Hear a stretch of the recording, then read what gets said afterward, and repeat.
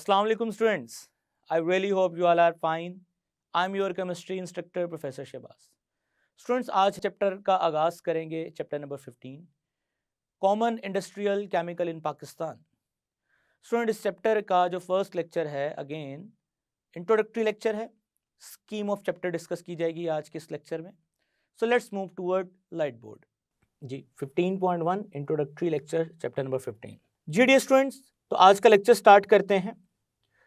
Common chemical industries in Pakistan, यानी पाकिस्तान में वो कौन कौन सी सनतें हैं जो केमिकल्स को प्रोड्यूस करती हैं। स्टूडेंट्स बेसिकली इस चैप्टर को पढ़ाने का मकसद ये है कि पाकिस्तान के बारे में बताया जाए कि ऐसी कौन कौन सी केमिकल मेकिंग इंडस्ट्रीज़ हैं जो कि मुल्क में प्रोग्रेस कर रही हैं। वैसे तो बहुत सारी हैं, लेकिन हमारे सिलेबस में 3 इंडस्ट्रीज़ का जिक्र किया गया है। First of all fertilisers, cement and paper industry. तो यही 3 इंडस्ट्रीज हैं। So let's start from fertilisers. Students fertilisers क्या होते हैं? एज यू नो डैट कि पाकिस्तान जो है ना एक एग्रीकल्चर लैंड है, ज़रूरी मुल्क है। सो यहाँ पे फसलों की अच्छी अफजाइश के लिए खादों का इस्तेमाल किया जाता है। स्टूडेंट्स सबसे पहले तो सवाल है कि खादों की ज़रूरत क्यों पड़ती है, नीड ऑफ फर्टिलाइजर्स। हमें ऐसी क्या ज़रूरत है फर्टिलाइजर्स की? स्टूडेंट्स याद रखिए, जिस भी लैंड में फॉर एग्जांपल ये एक लैंड है और लैंड यानी कि जो मिट्टी है उसमें बुनियादी 3 इंग्रेडिएंट्स हैं एन पी के, नाइट्रोजनस, फॉस्फेटिक एंड पोटेशियम। यानी ये 3 ऐसे एलिमेंट्स हैं जो पौधे को चाहिए। सो अगर किसी लैंड पे आप कल्टीवेशन यानी कि वेजिटेशन करते हैं, कोई वहाँ पे फसल लगाते हैं, तो वो जो पौधे हैं वहाँ पे जो प्लांट्स हैं वो क्या करेंगे, ज़मीन में से इन न्यूट्रिएंट्स को यूज़ करेंगे अपनी ग्रोथ के लिए, क्योंकि प्लांट्स को ये चाहिए। सो आपने क्या किया, इस फसल को आपने लगाया, फसल ने अपने आप को ग्रो करने के लिए न्यूट्रिएंट्स को यूज़ किया और वक्त के साथ आपने इनको रिप्लेनिश यानी कि एक्चुअली फसल को आपने डिमोलिश कर दिया या अपने मकसद के लिए यूज़ कर लिया। सो इस फसल ने ज़मीन में से जो न्यूट्रिएंट्स यूज़ किए होंगे, अब दूसरी दफ़ा जो फसल लगेगी उसमें न्यूट्रिएंट्स की कमी हो चुकी होगी। तो स्टूडेंट्स पुराने दौर में तो इतनी ज़्यादा पॉपुलेशन नहीं थी। सो ज़मीन पे जो हम फसलें लगाते थे वहाँ से फिर ये होता था, चूँकि इतना ज़्यादा हम उसको काटते नहीं थे, ये इतनी ज़्यादा ज़रूरत नहीं थी हमें अनाज की। सो ज़मीन के अंदर न्यूट्रिएंट्स की कमी भी नहीं होती थी, और अगर कमी होती भी थी तो मैन्योर जो कि जानवरों का गोबर होता है, आप स्क्रीन पे देख भी सकते हैं, उसको एज अ फर्टिलाइज़र यूज़ कर लिया जाता था क्योंकि वो नाइट्रोजनस कंपाउंड पे ही मुश्तमिल था। स्टूडेंट्स अब वक्त के साथ साथ लैंड कम होती जा रही है और हमारी ज़रूरत यानी अनाज को लेके ज़्यादा होती जा रही है। सो एक ही जगह पे बार बार फसल लगाने से ज़मीन में न्यूट्रिएंट्स की कमी हो रही है। सो उन न्यूट्रिएंट्स की कमी को पूरा करने के लिए हमें खादों की ज़रूरत पड़ती है। सो ये वो पॉइंट है नीड ऑफ फर्टिलाइज़र, हमें क्यों खादों की ज़रूरत पड़ती है। सो स्टूडेंट्स आपको इस चैप्टर में बताया जाएगा कि वो कौन कौन सी बुनियादी खादें हैं जो कि अच्छी फसल के लिए ज़रूरी हैं। सो नीड ऑफ फर्टिलाइजर में आपको यही बातें बताई जाएंगी। फिर आपको माइक्रो एंड मैक्रो यानी वो कौन कौन से अज्जा हैं जो लैंड को बड़ी मिकदार में चाहिए और कौन से अज्जा हैं जो छोटी मिकदार में चाहिए यानी थोड़ी मिकदार में चाहिए। तो स्टूडेंट्स माइक्रो और मैक्रो न्यूट्रिएंट्स का कॉन्सेप्ट यहीं से आएगा। जो बड़ी मिकदार में अज्जा चाहिए वो मैक्रो हैं, जो कम मिकदार में चाहिए वो माइक्रो हैं।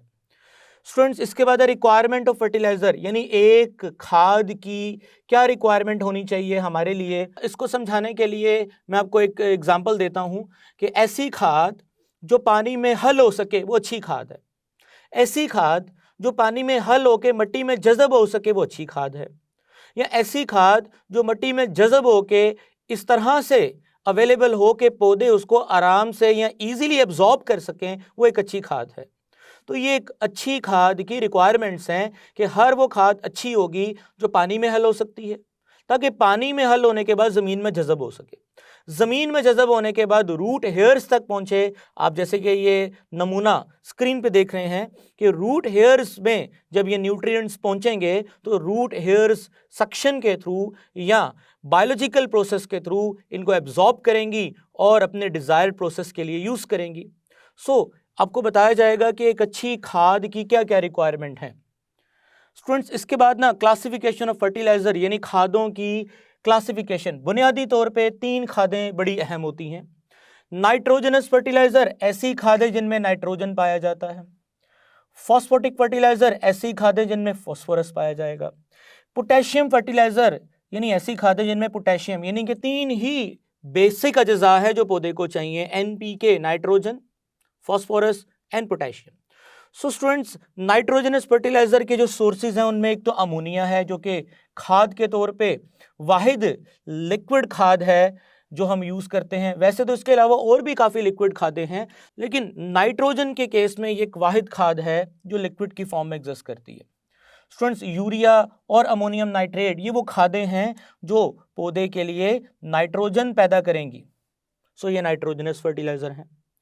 फॉस्फोटिक फर्टिलाइजर यानी कि ऐसी खादें जो पौधे को फॉस्फोरस मुहैया करेंगी, हम उन्हें फॉस्फोटिक फर्टिलाइजर बोलते हैं। पोटेशियम फर्टिलाइजर यानी ऐसी खादें जो पौधे को पोटेशियम मुहैया करेंगी, हम उन्हें पोटेशियम फर्टिलाइजर बोलते हैं। स्टूडेंट्स, इसी तरह से अब फर्टिलाइजर्स को पढ़ने के बाद फर्टिलाइजर इंडस्ट्रीज इन पाकिस्तान, यानी पाकिस्तान में फर्टिलाइजर्स की इंडस्ट्री का क्या स्कोप है, अब तक कितनी सनतें पाकिस्तान में लग चुकी हैं, फर्टिलाइजर किस लिहाज से पाकिस्तान में उनकी पैदावार देखी जा रही है, ये सारी बातें हमको बताई जाएंगी।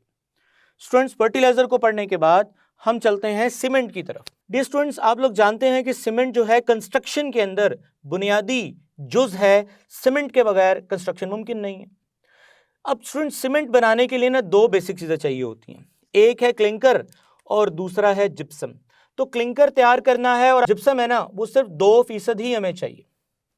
स्टूडेंट्स, इसका मतलब बेसिकली हमें क्लिंकर तैयार करना है और जस्ट उसमें जिप्सम ऐड करना है, सीमेंट तैयार हो जाएगा। अब क्लिंकर तैयार करने के लिए ना 2 बेसिक चीजें चाहिए, कैलकेरियस एंड आर्जिलेशियस। स्टूडेंट्स, वो केमिकल जो कैल्शियम ऑक्साइड मुहैया कर सकते हैं, हम उन्हें कैलकेरियस मटेरियल बोलते हैं। और स्टूडेंट्स, वो केमिकल्स या वो मिक्सचर्स, ज़्यादा बेहतर है मिक्सचर्स बोला जाए, जो हमें argillaceous like aluminium oxide, silicon oxide and magnesium oxide. Students, ये जो मिक्सचर है ना इसको हम आर्जिलेशियस मिक्सचर बोलते हैं। तो क्लिंकर बनाने के लिए ये 2 चीज़ें चाहिए, कैलकेरियस एंड आर्जिलेशियस। अब इन दोनों चीजों को मिक्स करेंगे, क्लिंकर तैयार होगा। सो मैन्युफैक्चरिंग प्रोसेस की तरफ जाते हैं स्टूडेंट्स। अब मैन्युफैक्चरिंग में सबसे पहले ना हमें ये देखना होता है कि ये जो हमारा मटेरियल है ना लाइक जिप्सम या कैलकेरियस या आर्जिलेशियस, ये किस हालत में हमें मिला है। अगर तो ये हमें ड्राई फॉर्म में मिला है तो फिर हम ड्राई प्रोसेस अप्लाई करेंगे, और अगर हमें ये वेट फॉर्म में मिला है तो फिर हम इस पर वेट प्रोसेस अप्लाई करेंगे। मसलन पाकिस्तान जैसे ममालिक में ड्राई प्रोसेस की बजाय वेट प्रोसेस का इस्तेमाल किया जाता है। उसकी वजह यह है स्टूडेंट्स कि बहुत बड़ी सनत होती है सीमेंट की। सो रॉ मटेरियल खुली हवा में पड़ा रहता है और बारिश के चांसेस की वजह से मुमकिन है कि मटेरियल गीली ही हालत में मिले आपको, या चूंकि रॉ मटेरियल का जो सोर्स है यानी कैलकेरियस, चूंकि आप कैल्शियम कार्बोनेट से हासिल करते हो, तो कैल्शियम कार्बोनेट बड़े पैमाने से समंदर से हासिल किया जाता है, वो ऑलरेडी गीला होता है। और दूसरा, पाकिस्तान में फ्यूल की प्राइस बहुत ज़्यादा है as compare to other countries.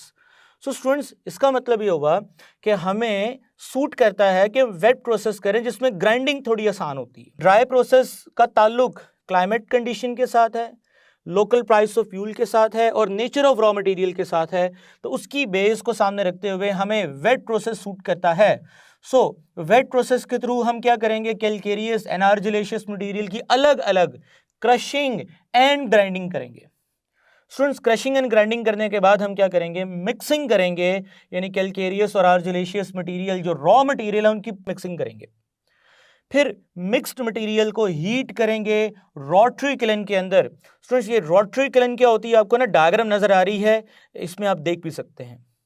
Students, इसके बाद ना हम ग्राइंडिंग करेंगे और हीट करेंगे, जो कि रोटरी किलन के अंदर से हमें कैलकेरियस और आर्जिलेशियस मटेरियल को मिक्स करने से जो हमें क्लिंकर मिलेगा ना, हम उस क्लिंकर को हीट करेंगे और ग्राइंड करेंगे, और ग्राइंड करने के बाद जिप्सम के साथ उसको मिलाएंगे और जिससे सीमेंट तैयार हो जाएगा।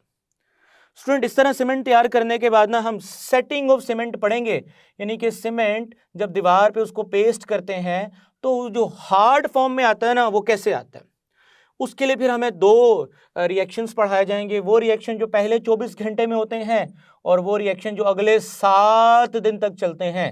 तो स्टूडेंट्स, ये हम पढ़ेंगे डिटेल से।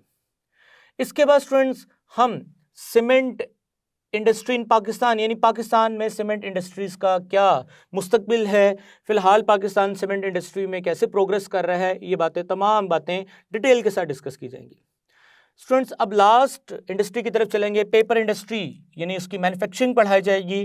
स्टूडेंट्स पेपर बनाने के लिए जो रॉ मटेरियल चाहिए ना, वो बेसिकली दो ही चीज़ें होती हैं। एक्चुअली पेपर बनाने के लिए आपको सेलुलोज चाहिए होता है, और सेलुलोज का जो सोर्स है वो वुडी यानी लकड़ियां भी हो सकती हैं, और नॉन वुडी यानी कि घास या पत्ते भी हो सकते हैं। अब स्टूडेंट्स वुडी और नॉन वुडी मटेरियल जो कि रॉ मटेरियल है सेलुलोज हासिल करने के लिए हम वुडी और नॉन वुडी मटेरियल को लेंगे। अब वुडी और नॉन वुडी मटेरियल में से सेलुलोज निकालने के लिए जो मराहिल हैं उनमें पहला है पल्प प्रोसेसिंग यानी सेलुलोज की पल्प बनाई जाए। स्टूडेंट इसके लिए क्या करते हैं, हमारे पास 3 तरह के प्रोसेस होते हैं। क्राफ्ट प्रोसेस जो कि बेसिक नेचर का एक प्रोसेस है, सल्फाइड प्रोसेस जो कि एसिडिक नेचर का प्रोसेस है, और students NSSC neutral semi sulphide chemical process जो कि एक न्यूट्रल प्रोसेस है। हम एक्चुअली ना क्राफ्ट और सेमी सल्फाइड प्रोसेस को अप्लाई नहीं करते, हम अपने सिलेबस में NSSC प्रोसेस को पढ़ेंगे, लेकिन जब मैं आपको डिटेल बताऊंगा ना तो थोड़ा क्राफ्ट और सल्फाइड प्रोसेस के बारे में भी बता दूंगा। ये एक न्यूट्रल प्रोसेस है। अब why they are called neutral ये भी आपको डिटेल से बताएंगे। Students neutral sulphide semi chemical process इसका एब्रीविएशन है NSSC। इस मेथड को अप्लाई करते हुए सबसे पहले स्टूडेंट्स हम क्या करेंगे, कटिंग ऑफ रॉ मटेरियल यानी वुडी और नॉन वुडी मटेरियल को ना कट करेंगे। कट करने के बाद ड्राई क्लीनिंग करेंगे यानी उसकी सफाई करेंगे ताकि डस्ट वगैरह सारी निकल जाए, और स्प्रे यानी फर्टिलाइजर्स अगर इस पे लगे हैं तो वो भी डिसॉल्व हो जाए पानी में, ताकि आगे जो पेपर का पल्प तैयार हो ना उसमें इस तरह का कोई केमिकल ना जाए। Wet cleaning, dry cleaning, screening यानी कि स्क्रीनिंग का मतलब होता है तलाशी लेना। स्टूडेंट्स जब ये रॉ मटेरियल तैयार हो जाएगा ना तो हम तलाशी लेंगे कोई ऐसी चीज़ तो नहीं रॉ मटेरियल में शामिल होगी जो बड़े साइज़ की है या कोई ओवर साइज़ की है, या ऐसा तो नहीं कि during wet cleaning and dry cleaning या कटिंग ऑफ रॉ मटेरियल कोई अनवांटेड पार्टिकल या लकड़ी का कोई बड़ा पीस या लोहे की कोई बड़ी सी चीज़ मटेरियल में रह गई है। क्योंकि ये काम बड़े पैमाने पे होता है तो ऐसा मुमकिन है कि कोई लकड़ी बड़ी रह गई हो या कोई लोहे का बड़ा पीस कटिंग के दौरान लकड़ी के साथ ही आगे जा चुका हो। सो स्क्रीनिंग में हम इस तरह के तमाम ट्रबलसम्स को यानी ऐसी तमाम चीज़ें जो आगे जाके मुश्किलात पैदा करेंगी उनको निकाल देते हैं। स्टूडेंट्स उसके बाद ना डाइजेशन यानी कि लकड़ी को डाइजेस्ट कराते हैं, और डाइजेस्ट कराने के बाद हम सेलुलोज को क्या करते हैं, एक्सट्रैक्ट करते हैं। स्टूडेंट्स डाइजेशन के बाद हम ब्लो टैंक में वो सारा मटेरियल डालेंगे जो लकड़ी का डाइजेस्टेड मटेरियल होगा, और उस ब्लो टैंक में से जो सेलुलोज का पल्प होगा ना हम उसको वॉश करेंगे। स्टूडेंट्स वॉश करने के बाद जो पल्प मिलेगा आपको वो ब्राउन कलर का होगा। सो आप उसका ब्राउन रंग काटने के लिए ब्लीचिंग का प्रोसेस करेंगे। ब्लीचिंग के बाद आपका पल्प तैयार हो जाएगा, आप उसको स्टॉक यानी कि उसके बड़े बड़े हुजम के अंदर उसको स्टोर कर लेंगे। स्टूडेंट्स बाद में आप उसको पेपर मेकिंग मशीन में डालेंगे और इस तरह से आप पेपर हासिल करेंगे। आखिर में आपको पेपर इंडस्ट्री इन पाकिस्तान यानी पाकिस्तान में पेपर इंडस्ट्री का क्या स्कोप है डिटेल से बताया जाएगा। ये तो था चैप्टर 15 का एक ओवरव्यू, हमने चैप्टर 15 में क्या क्या पढ़ना है। आई रियली होप स्टूडेंट्स कि आपको ये सारा अच्छे से समझ आ गया है। इंशाल्लाह नेक्स्ट लेक्चर में हम बाकायदा फर्टिलाइजर्स को शुरू करेंगे। तब तक के लिए मुझे इजाज़त दें। टेक केयर, अल्लाह हाफिज़।